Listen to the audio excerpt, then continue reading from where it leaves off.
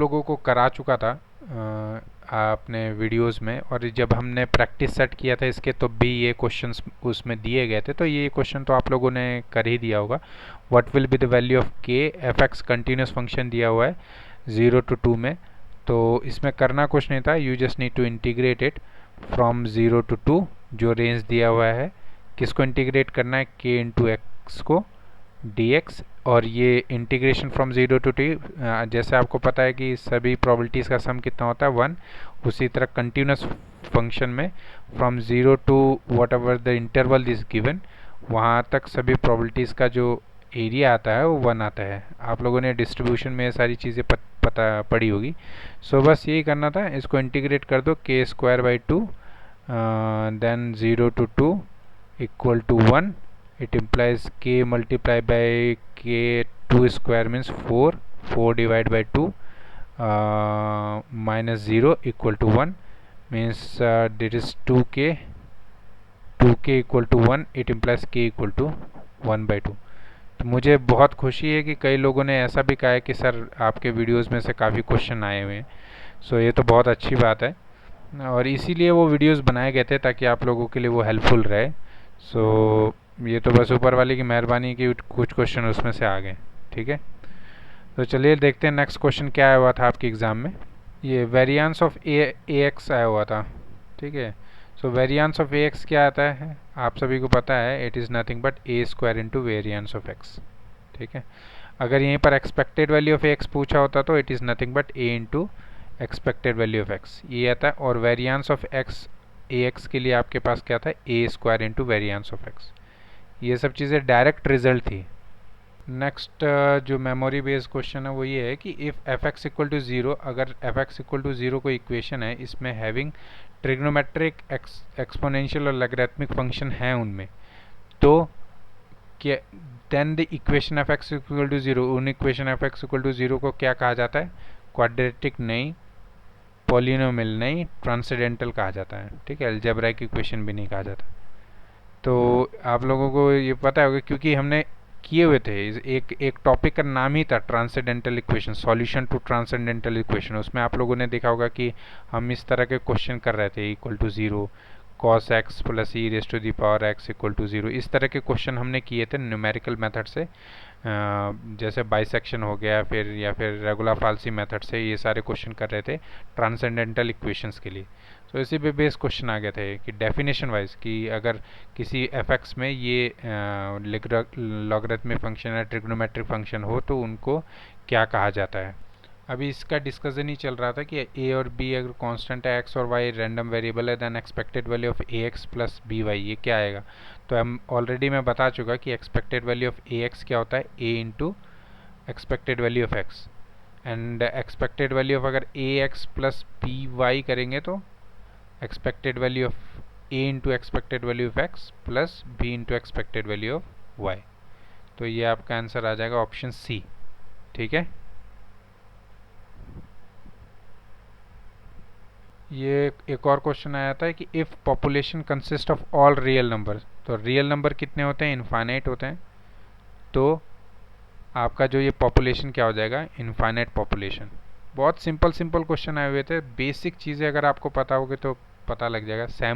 Sample option में दिया है, ये तो होगा नहीं सैम्पल। सैम्पल क्या होता है, पॉपुलेशन में से कुछ डाटा जो निकालते हैं चेक करने के लिए, उनको सैम्पल बोलते हैं। ठीक है, तो ये और फाइनाइट पॉपुलेशन तो ऑब्वियसली पता है कि क्वांटिटी फाइनाइट होनी चाहिए। हमारे पास इनफाइनाइट के लिए पूछा है तो ऑब्वियसली इनफाइनाइट पॉपुलेशन होगा। नेक्स्ट क्वेश्चन है कि to increase the accuracy in finding the definite integral using trapezoidal rule। so trapezoidal rule से अगर मुझे डेफिनेट इंटीग्रल को निकालना है और उसकी एक्यूरेसी को इंक्रीज करना है तो क्या करना होगा। तो आपको पता ही है ट्रेपेजॉइडल रूल में हम यूजुअली क्या मेथड फॉलो करते हैं, integral from a to b, आपको पता है f of x d x. तो ए और बी को हम एक इंटरवल में हम पार्ट्स कर देते हैं, उसमें h/2 लेते हैं, h is nothing but b minus a/2। So that is तो फर्स्ट टर्म क्या था, h0 plus y0 plus y1 yn plus twice of middle terms, मतलब y1 plus y2 plus dot dot dot dot to yn-1, यही होता था। तो इसमें accuracy के लिए हम क्या करते हैं, ये जो h था ना b minus a by to, इसकी जो b और a का जो इंटरवल है, इस इंटरवल को हम लार्ज नंबर ऑफ पार्ट्स में डिवाइड कर देंगे, तो हमारे पास लार्ज नंबर ऑफ पार्ट्स में डिवाइड कर देंगे तो हमारे पास जो एक्यूरेसी बढ़ जाती है। तो इसका मतलब जितने ज़्यादा सब इंटरवल होंगे उतने ही हमारी एक्यूरेसी इसकी बढ़ती है। तो इसमें इसके हिसाब से आंसर इसका आना चाहिए मोर नंबर ऑफ सब इंटरवल्स। अगर हमारे पास इंटरवल बढ़ा दें तो हमारे पास एक्यूरेसी बढ़ जाएगी, मतलब एच की वैल्यू जैसे जैसे लेस होगी वैसे वैसे ही आपका रिज़ल्ट जो है वो सही आता है, एक्यूरेसी की तरफ जाते हैं। ये b minus a by n होता है यहाँ पे, b minus where n is the number of parts, कितने नंबर ऑफ पार्ट्स किए हैं आपने। आई होप आप लोगों को ये सब याद होगा। नॉर्मली इन दीज क्वेश्चंस को उन्होंने पुट किया है ऑप्शंस में डाल के, ऑब्जेक्टिव टाइप इंटेंशनली बनाया है मल्टीपल चॉइस क्वेश्चन। देन ये था totality of the observation is called, इसको क्या कहा जाता है, पॉपुलेशन, ठीक है ना। Totality of the observation is called population. ये भी बहुत अच्छा क्वेश्चन था और ये मैं ऑलरेडी क्लासेस में अपने बता चुका हूँ कि फर्स्ट ऑर्डर रंगे कुट्टा मेथड किसे कहा जाता है। फर्स्ट ऑर्डर रंगे कुट्टा मेथड कौन सा, यूलर ही होता है, ठीक है ना। तो और सेकंड ऑर्डर में आपके पास मॉडिफाइड आता है, फोर्थ ऑर्डर आपको पता ही है कौन सा है रंगे कुट्टा का। सो इसके अकॉर्डिंग आपका जो आंसर है वो यूलर्स मेथड बी है, is first order and this one is second order। और थर्ड ऑर्डर कौन सा होता है, रंगे मेथड, है ना। रंगे मेथड है जो that is of third order. ये सब चीज़ें आप लोगों को याद होगी जब बताया था। फोर्थ ऑर्डर तो आपको पता ही है। ये भी क्वेश्चन अच्छा था, mean and variance of Bernoulli distribution. Bernoulli distribution में हमारे पास कौन से मीन और वेरिएंस क्या क्या होते हैं, means mean and variance of Bernoulli distribution is. So mean और वेरिएंस बर्नौली डिस्ट्रीब्यूशन में क्या होता है, पी होता है मीन, ठीक है, पॉसिबिलिटी जो हो गया सक्सेस की और फेलर की आपके पास आ जाएगी पी इंटू वेरिएंस क्या होता है, पी इंटू 1 माइनस पी, ठीक है, ये वेरिएंस होता है। तो 1 minus Q P is nothing but we denoted by Q, so ये आ जाएगा पी क्यू। सो मीन जिसमें पी हो और वेरिएंस पी क्यू हो वो डिस्ट्रीब्यूशन क्या है आपका, बर्नौली डिस्ट्रीब्यूशन। इसी तरह बाइनोमियल में क्या था, N P mean N P Q variance. So अगर क्वेश्चन बाइनोमियल के लिए होता, बाइनोमियल डिस्ट्रीब्यूशन, तो ऑप्शन सी सही होता, ठीक है, बाइनोमियल। लेकिन क्वेश्चन पूछा है बर्नौली के लिए तो ऑप्शन बी इसमें सही होगा, ठीक है। ऑप्शन सी यहाँ 2 बार लिख दिया है, अब सही है, ठीक है। आई होप आप लोगों को ये भी समझ आ गया होगा। नेक्स्ट चलते हैं, नेक्स्ट क्वेश्चन। ये क्वेश्चन था mean and variance of uniform distribution में। तो यूनिफॉर्म डिस्ट्रीब्यूशन पे मैं ऑलरेडी बताया था आप लोगों को कि इस तरीके से होता है यूनिफॉर्म डिस्ट्रीब्यूशन। ये आपका ए और ये बी है, so this is nothing but 1 upon B minus A, ये आपका एफ ऑफ एक्स हो जाता है, ठीक है। और एक्स की value, x is vary from a to b, ठीक है। ये भी यूनिफॉर्म डिस्ट्रीब्यूशन जो है कंटिन्यूस में आ जाता है, ओके। सो और ये जो इसके अंदर का जो एरिया होता है यही इसकी प्रोबेबिलिटी होती है, ठीक है। तो इसमें क्या पूछा था, mean and variance of uniform distribution. So mean and variance of uniform distribution आपको पता है क्या है, n f of x, mean क्या होता है, b minus a by two, यही होता है मीन, ठीक है। और वेरिएंस क्या होता है उस हिसाब से आप लोगों को ध्यान होगा, सॉरी बी प्लस ए होता है, b plus a by two या a plus b by two, ये तो मीन हो गया। और वेरिएंस होता है b minus a whole square by 12, ठीक है। सो 12 का इसमें जो डिनोमिनेटर में 12 केवल ऑप्शन सी में ही है, तो डायरेक्ट ही आंसर तो ऑप्शन सी हो जाना चाहिए। लेकिन आप यहाँ से चेक कर लेना, a इक्वल टू यहाँ पे क्या आएगा आपके पास n, a is equal to n है यहाँ पे, this a equal to n 1, sorry a equal to 1 and b equal to n। ठीक है, so a plus b by two means n plus 1 by two, ये हो गया mean. Mean is equal to mean is equal to a plus n plus 1 या b plus 1 by two, ये mean हो गया।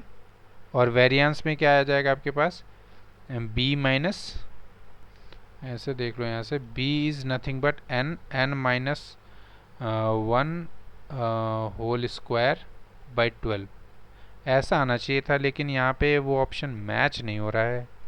अगर ये n square b square minus a square by 2 होता, 12 होता, तो उस हिसाब से तो n स्क्वायर माइनस 1 बाई 12 मतलब n minus 1 n plus 1 by 12, ये आ जाता है आंसर। लेकिन ऐसा है नहीं, तो इस वाले में थोड़ा सा चेक करना पड़ेगा हमें। लेकिन आंसर अगर आप कंपेयर करोगे ए बी सी डी में से, तो इसका सी ही आएगा। This question is based on probability. Probability में क्वेश्चन क्या है कि 2 cards are randomly drawn from the 10 cards, 10 cards are there, out of 10 cards इन्होंने 2 कार्ड्स ड्रॉ किए। सो ये तो आपकी टोटल पॉसिबिलिटी होगी। ठीक है, तो इनमें से 2 कार्ड ड्रॉ करने के बाद क्या है कि द प्रोबेबिलिटी दैट देयर सम, अच्छा सभी 10 कार्ड्स को उन्होंने नंबर दिया है 1 to 10, and then probability that there sum is odd, sum जो है ना वो ऑड आना चाहिए। If both cards are drawn together, अगर दोनों कार्ड एक साथ लेते हैं तो वो क्या आना चाहिए, ऑड। तो ऑड कब आएगा सम, अगर मैं इवन इवन टर्म्स लूँगा तो इवन इवन का सम तो ऑलवेज क्या होता है, even plus even is always even, isn't it? And odd plus odd is also even ही होता है। लेकिन मुझे सम क्या चाहिए, ऑड चाहिए। तो इसका मतलब मुझे एक इवन चाहिए होगा और एक ऑड चाहिए होगा, तभी हमारे पास ऑड सम बनेगा। ये चीज़ यहाँ पर ट्रिक हुई, यूज़ हुई है। तो पहला एक इवन निकालना है, तो 10 में से 10 1 to 10 में से कितने इवन होंगे, 5 इवन होंगे। 5 में से मुझे एक चाहिए नंबर, सो 5C1 एक सिलेक्शन हो गया, मल्टीप्लाई बाय यू सी एक ऑड चाहिए मुझे। तो एक ऑड के लिए क्या करना पड़ेगा, 5 ऑड है, 5 ऑड में से एक ऑड मुझे सेलेक्ट करना है। तो ये आपकी, ये आ गई आपके पास फेवरेबल केसेस। ठीक है, ये फेवरेबल केसेस आ गया हमारे पास, यही हमें चाहिए। तो हम क्या करते हैं यहाँ पे, फेवरेबल केसेस। सो प्रोबेबिलिटी निकालनी है। प्रोबेबिलिटी क्या होता है, favourable cases upon total cases. So 5C1 5C1 ये आपके पास कितना आ जाएगा, डिवाइडेड बाय 10C2, जो भी आंसर आएगा आंसर है। तो कर लेते हैं इसका आंसर क्या आना चाहिए। सो आप देखो 5C1 क्या आ गया अपने पास, 5 करेक्ट है। और अब मुझे चाहिए 10C2। So 10C2 is nothing but 45। ठीक है, तो 10C2 45 आ गया, ये 5 हो गया। तो 5 क्रॉस 5 दैट इज़ 25 अपॉन 45। तो इसको डिवाइड करेंगे तो क्या आएगा, 5 से, 5 5 ज़ा 25 अपॉन 5 9 ज़ा 45। So 5/9 is the correct answer. So ये ऑप्शन बी सही होगा इसमें। ठीक है, so I think that's all for today. इतने क्वेश्चन अभी मेरे पास आए थे, और क्वेश्चन अगर आएंगे तो फिर इस पे बेस्ड और एक और वीडियो बन जाएगा। आप लोगों के पास भी अगर कोई क्वेश्चन है जो इसमें नहीं हुआ है और आपको याद है, तो प्लीज़ उसको दिए गए मेल आईडी पे आप भेज सकते हो। उसको मैं सॉल्व करके आप लोगों के लिए सॉल्यूशन उसका दे दूँगा। ठीक है, so please subscribe the channel और बेल आइकन दबा के लाइक ज़रूर कर देना वीडियो को। ठीक है, so thank you so much guys for seeing this video. See you in the next video.